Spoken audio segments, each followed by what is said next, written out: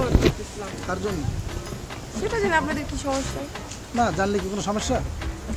সমস্যা নাই।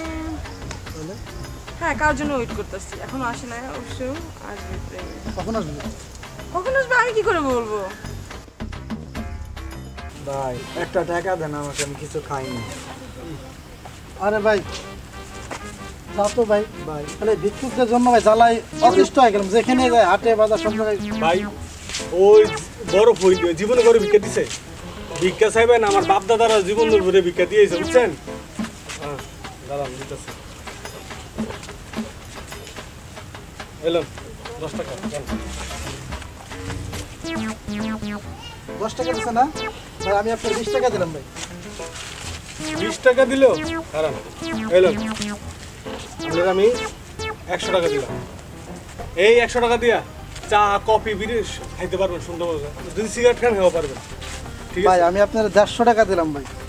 এই যে ধরেন, ওই আপনার কি দিও তো বড় ভাই কেন, এই যে আমি 150 টাকা আপনার দিলাম ধরেন।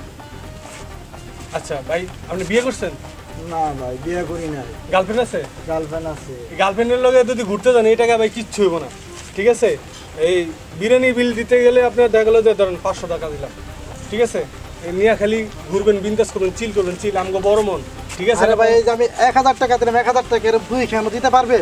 ওর টাকা আছে, এই যে ভাই 1000 টাকা আপনার গার্লফ্রেন্ড নিয়ে তোমার মতো ঘুরেন গা ভাই, ঠিক আছে? ভাই রে আর ওই টাকা ধরেন আমার মানি ব্যাগে যা আছে ভাই সব আপনার দিয়ে দিলাম, ঠিক আছে? আর কোথাও নাই, ধরেন এইটাও আছে, এটাও দিয়ে দিলাম, ঠিক আছে? সব দিয়ে দিলাম আপনার আমি।